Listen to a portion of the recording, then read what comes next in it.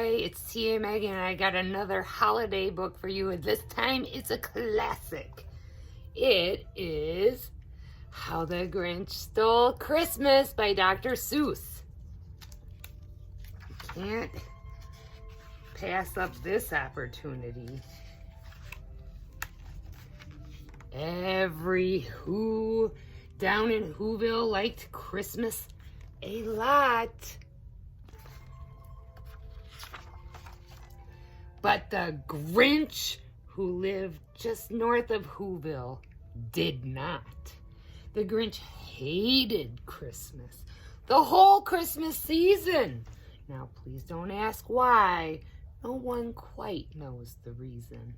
It could be that his head wasn't screwed on just right. It could be, perhaps, that his shoes were too tight.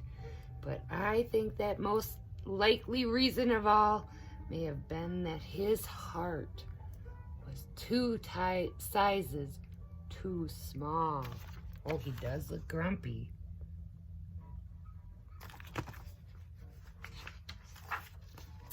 But whatever the reason, his heart or his shoes, he stood there on Christmas Eve, hating the Who's, staring down from his cave with a sour, grinchy frown at the warm lighted windows below in their town.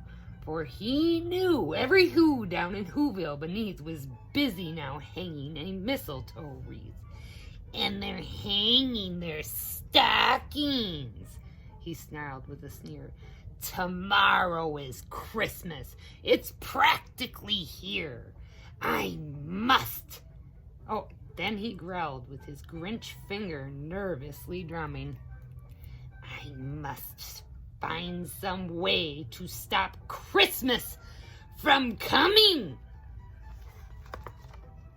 There he is, looking down on the village, looking crabby. For tomorrow he knew all the Who girls and boys would wake bright and early, and they'd rush for their new toys. And then, oh, the noise, noise. That's the one thing he hated, the noise.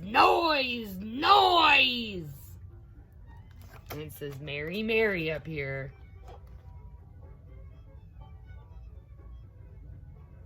They're having a lot of fun. Then the Who's, young to old, would sit down to feast, and they'd feast, and they'd feast, and they'd feast.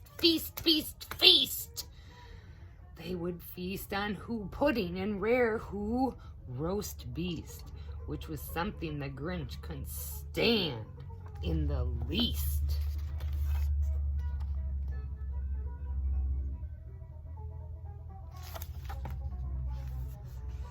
And then they'd do something he liked least of all. Every Who down in Whoville, the tall and the small, would stand close together with Christmas bells ringing. They'd stand hand in hand, and the Who's would start singing. They'd sing and they'd sing and they'd sing. And the more the Grinch thought of this Who Christmas sing, the more the Grinch thought, I must stop this whole thing. Why, for 43 years I've put up with it now. I must stop Christmas from coming. But how?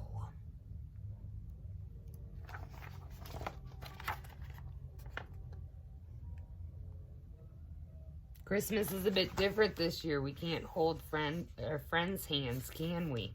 Just our immediate family. Oh, and then he got an idea. An awful idea. The Grinch got a wonderful, awful idea. Oh no, his eyes. Yeek. I know just what to do. The Grinch laughed in his throat, and he made a quick Santa Claus hat and a coat, And he chuckled and chuckled. What a Grinchy trick, ha ha ha! With this coat and this hat, I look just like Saint Nick. All I need is a reindeer. And the Grinch looked around, but since reindeer are scarce, there was none to be found. Did that stop the old Grinch? No. The Grinch simply said, if I can't find a reindeer, I'll make one instead. So he called his dog Max, and he took some red thread and he tied a big horn on top of his head. Uh-oh. Poor Max. With an owner like the Grinch. Then he loaded some bags and some empty old sacks on a ramshackle sleigh, and he hitched it up to old Max. And the Grinch said, "Get up!" And the sleigh started down toward the homes where the Who's lay a-snoozing in their town. I don't know if Max is big enough to pull that sleigh.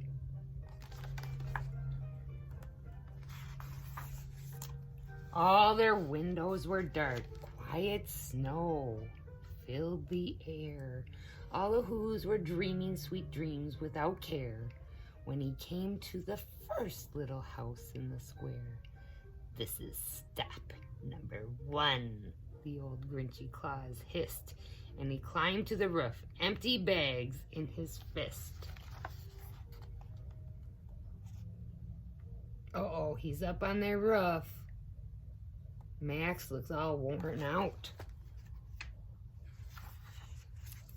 Then he slid down the chimney, a rather tight pinch. But if Santa could do it, then so could the Grinch. He got stuck only once for a moment or two, and then he stuck his head out of the fireplace flue, where the little Who stockings all hung in a row. These stockings, he grinned, are the first thing to go. Uh-oh, what is he doing? They're all asleep and he's taking their stockings. That's not nice. Then he slithered and slunk with a smile most unpleasant around the whole room, and he took every present. Pop guns and bicycles, roller skates, drums, checkerboards, tricycles, popcorn, and plums. He stuffed them in bags. Then the Grinch very nimbly stuffed all the bags one by one up the chimbley. Oh my gosh, he's taking everything. And those guys are all sleeping like my son. Nothing wakes them up. Then he slunk to their icebox. That's what they used to call a refrigerator. He took the Who's feast. He took the Who pudding. He took the roast beast. He cleaned out that icebox as quick as a flash. Why, that Grinch even took their last can of Who hash. He took all their food. What are they gonna eat?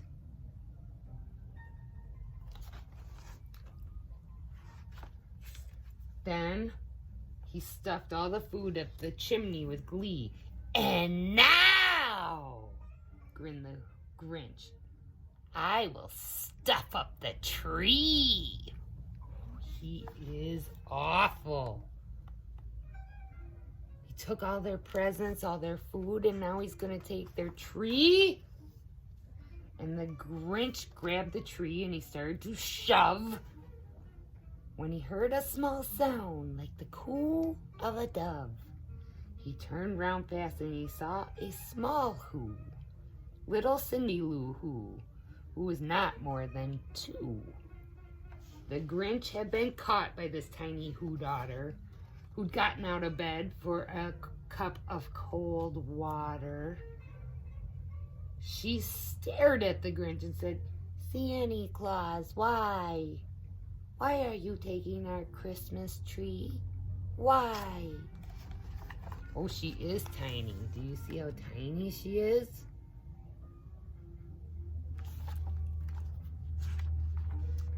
But you know, that old Grinch was so smart and so slick, he thought up a lie. And he thought it up quick. "Oh, why, my sweet little tot," the fake Santa Claus lied. "There's a light on this tree that won't light on one side. So I'm taking it home to my workshop, my dear, and I'll fix it up there, and then I'll bring it back here." And his fib fooled that child. Then he patted her head and he got her a drink and sent her to bed. And when Cindy Lou Who went to bed with her cup, he went to the chimney and stuffed the tree up. Oh, that's one of the meanest things you can do is lie. Oh, he is so mean. Then the last thing he took was the log for their fire. And he went up the chimney himself, that old liar. On their walls he left nothing but hooks and some wire. And one speck of food that he left in the house was a crumb that was even too small for this mouse. Oh my gosh, they can't even be warm. He took their fire log and there's that mouse going, "That's not enough to eat." Then he did the same thing to the other Who's houses, leaving crumbs much too small for the other Who's mouses. Horrible.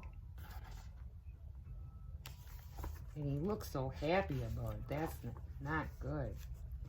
It was 9:15, all the Who's still abed, all the Who's still a snooze.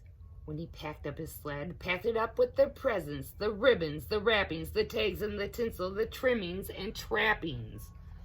Oh, poor Max. He's got to lug all of that stuff because the Grinch is so mean and selfish that he doesn't even realize other people can be happy. 3,000 feet up to the side of Mount Crumpet, he rode with his load to the tip-top to dump it. "Pooh-pooh to the Who's," was the Grinchishly humming. "They're finding out now that no Christmas is coming. Why, they're just waking up. I know just what they'll do. Their mouths will hang open a minute or two, and then the Who's down in Whoville will all cry, 'Boo!'"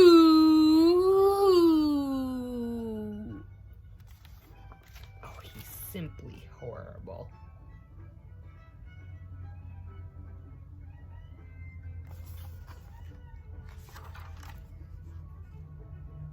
"That's a noise," grinned the Grinch, "that I simply must hear."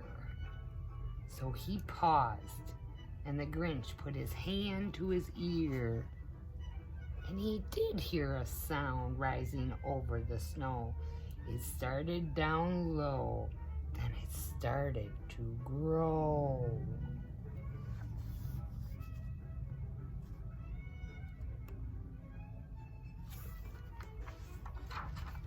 But the sound wasn't sad. Why, the sounded merry. It couldn't be so, but it was merry, very. He stared down at Whoville. The Grinch popped his eyes. Then he shook. What he saw was a shocking surprise.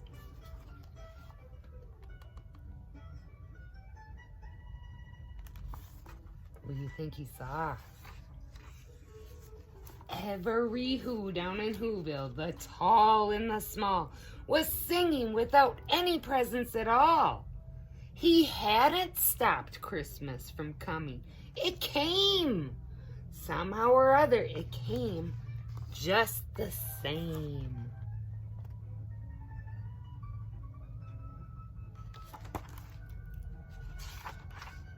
And the Grinch, with his Grinch feet ice cold in the snow, stood puzzling and puzzling.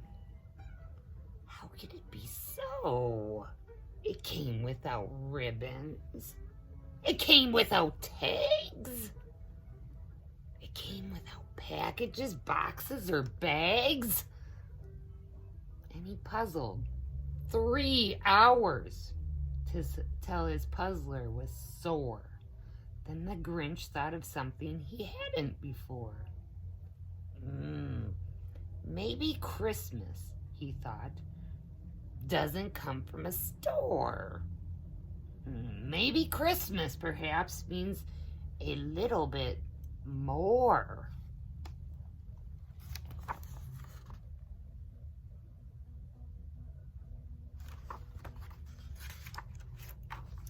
And what happened then? Well, in Whoville they say that the Grinch's small heart grew 3 sizes that day. And the minute his heart didn't feel quite so tight, he whizzed with his load through the bright morning light. And he brought back the toys and the food for the feast. Oh, he's bringing it all back. He's blowing on his horn. Burr, burr, burr, burr. And he himself, the Grinch,